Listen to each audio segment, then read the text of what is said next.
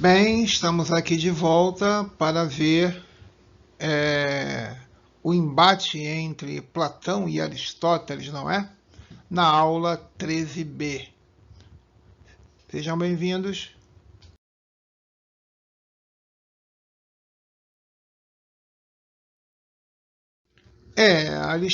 Platão não permitia a introdução de novas ideias no seu mundo inteligível, alcançável apenas pela razão dialética e com o poder de abstração. Já Aristóteles preferia a noção de concreto e o individual. Ele não negou a utilidade inquestionável, veja bem, dos sentidos para a aquisição de conhecimento e mesmo para a preservação da vida. O ser humano não teria sobrevivido neste mundo, a espécie inteira, sem os nossos 5 sentidos.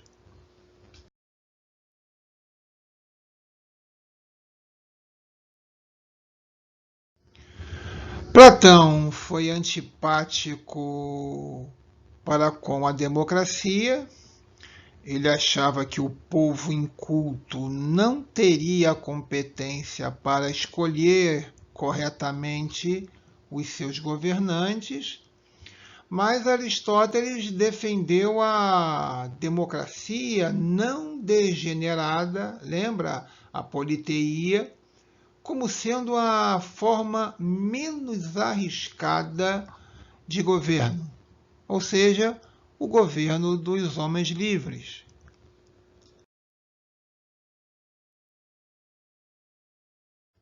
Nesse slide, vamos falar um pouquinho da arte, né? Porque Platão, ele não era muito simpático para com os artistas. Ele julgava a arte uma forma de imitação, uma cópia do mundo inteligível.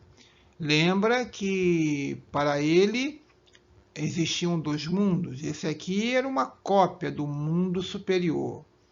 E o que faz o artista? O artista, ele reproduz aquilo que vê no mundo. Mas o que ele vê neste mundo já seria uma cópia. Então, o que faz o artista? Faz uma cópia da cópia. Por isso, Platão não era muito simpático para com os artistas, até porque dizia que, por exemplo, o poeta, ele fala da sua visão de mundo, dos seus sentimentos. Ele muitas vezes não educa ou até deseduca, né?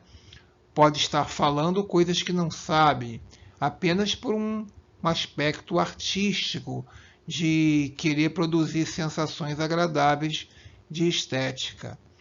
Aristóteles não, ele defendeu a arte, porque, ainda que sendo uma imitação, teria um caráter pedagógico. A arte educa, sim, e desperta sentimentos, né?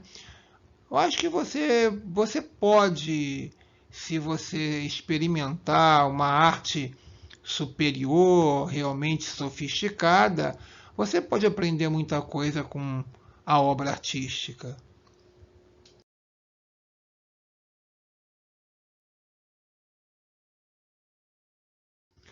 Você deve lembrar do Demiurgo, né? O mito do Demiurgo de Platão, que seria o deus plasmador, né? Que criou o mundo terreno da matéria caótica. O Demiurgo, né? O deus plasmador que, conhecendo as formas perfeitas, procurou fazer o nosso mundo aqui, terreno, a imagem e semelhança do reino das ideias e das formas perfeitas. Já Aristóteles usou a teoria das causas. Lembra? A causa material, a causa eficiente, a causa formal, a causa final. E a ideia do primeiro motor criador.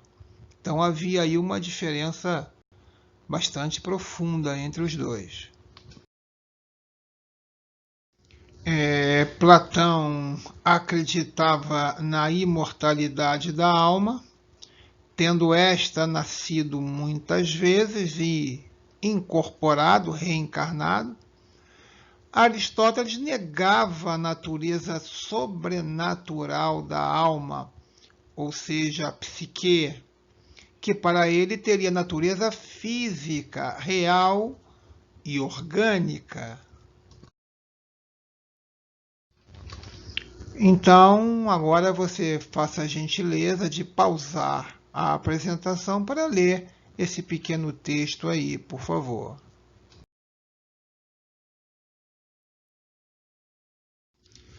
Para Platão, a origem do intelecto estaria na alma. Sua relação com o corpo seria de aprisionamento, cárcere, até mesmo de sofrimento da alma, que ambicionaria retornar ao mundo das ideias. Para Aristóteles, o intelecto surgiria da relação entre a alma e o corpo. Não se separariam. E ele formulou os princípios até da psicologia como sendo uma extensão da biologia.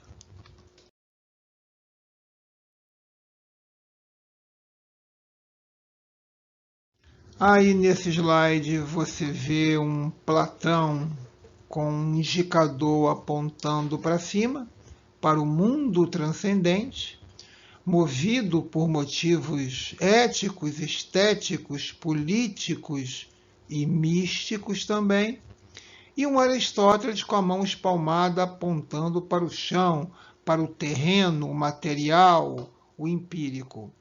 Recolhido a elaboração de seu sistema filosófico, Aristóteles foi meio que indiferente a motivos sobrenaturais, e até cotidianos e até sentimentais.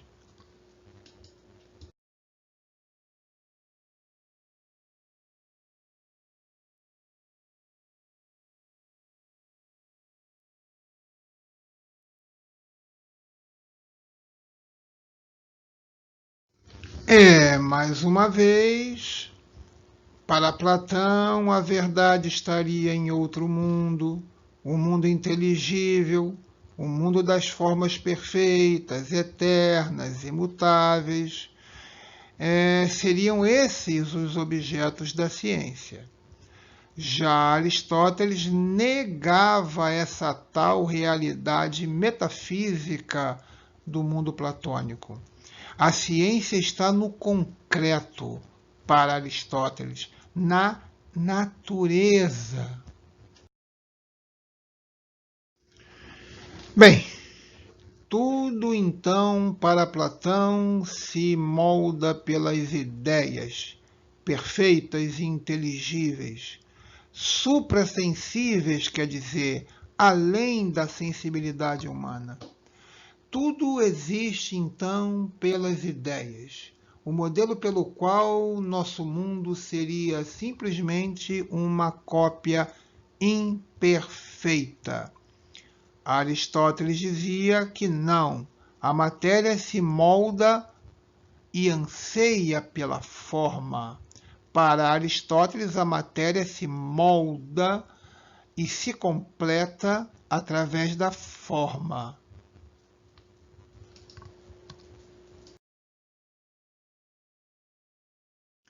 Aí nós temos um slide mais extenso. Eu pediria que você pausasse a apresentação para ler, depois que eu termine aqui o que eu vou te dizer. Bem, segundo Aristóteles, onde forma e matéria se tocam, surge um movimento metafísico. Lembra que a matéria anseia pela forma.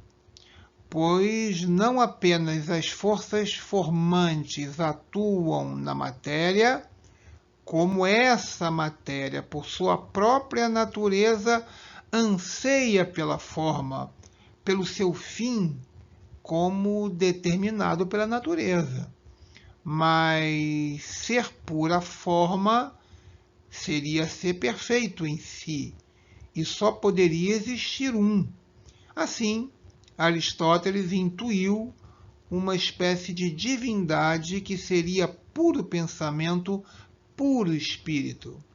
Muitos séculos depois, essa ideia foi adaptada ao cristianismo pelo padre Tomás de Aquino, que considerou esse tal primeiro motor de Aristóteles, essa percepção do filósofo com relação ao poder criador do Deus cristão.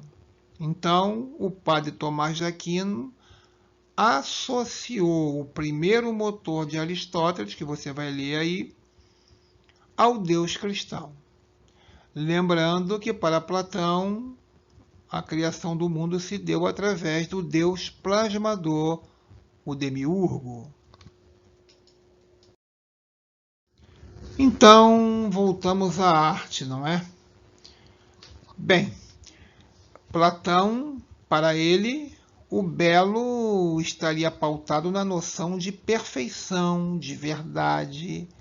Para ele, a beleza existe em si mesma, no mundo das ideias, separada do mundo sensível, que é o mundo concreto no qual vivemos, como já falamos. Assim, as coisas seriam mais ou menos belas a partir de sua participação na ideia suprema da beleza, independentemente da interferência ou do julgamento humano. Veja, uma beleza absoluta. Então, Platão criticou as obras de arte que para ele se limitavam a copiar a natureza, já que elas acabavam afastando o homem da beleza real, que é aquela que existe no mundo das ideias. Veja, uma visão negativa da arte. Aristóteles já teve um posicionamento bem diferente. Para ele entendeu que o belo não podia ser desligado do ser humano, porque ele está em nós. É uma fabricação humana, seria. As artes poderiam imitar a natureza, sim, mas também poderiam abordar o impossível, o irracional e até mesmo o inverossímil, né? O fictício, a ficção. Além disso, elas também poderiam ter uma utilidade prática, completar o que falta na natureza. Olha que interessante. O poder da criatividade, não é? Veja aí o elefante com cara de instrumento musical.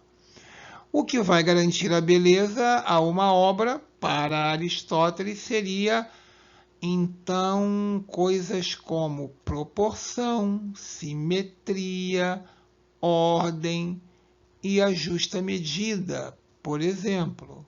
Características de uma arte superior. A arte que tem criatividade, sim, mas existem regras para que você tenha que aprender para construir uma arte de qualidade. Bem, Platão defendeu o inatismo, ou seja, nós já nascemos com princípios racionais e ideias inatas. Você vai ver mais tarde, fundamentalmente na segunda série, que isso significa ser um racionalista. Quem acredita na experiência que traz o conhecimento para a mente seria um empirista. Então você vê aí no texto Aristóteles, em certa medida, entendeu o valor pedagógico da experiência. E para alguns historiadores plantou ali, na sua época, na antiguidade, as sementes do empirismo. Então, a gente fecha a aula 13 por aqui. E eu pediria que você, por favor, lesse na sua apostila, na página 148, veja lá o que fala a respeito da herança de Aristóteles, tá bom? Ficamos por aqui. Um bom dia para todos. Espero que a aula tenha sido útil. Valeu, até a próxima.